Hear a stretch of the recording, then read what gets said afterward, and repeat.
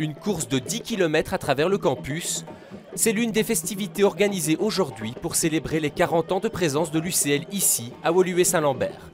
30 000 personnes fréquentent ce campus chaque jour, que ce soit pour les cliniques Saint-Luc, l'université ou les hautes écoles qui s'y trouvent.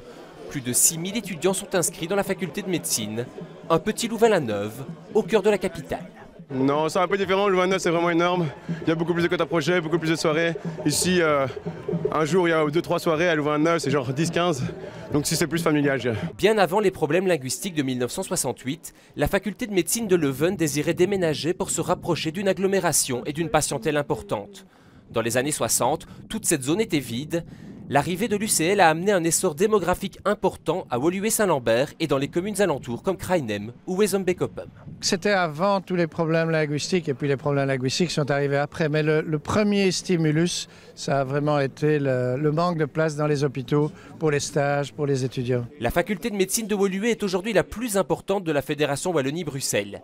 Mais le campus est aussi un centre important pour la recherche scientifique. Ce laboratoire est pionnier au niveau mondial dans la recherche sur les mouvements en apesanteur. Lorsqu'on manipule un objet, la pesanteur agit bien sûr sur l'objet et tente à faire glisser l'objet hors de la main, et ça c'est la gravité.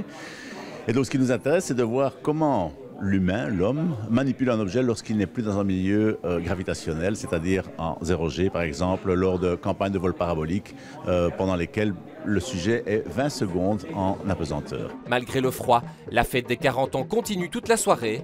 À 20 h, un grand concert rock est prévu sur le campus.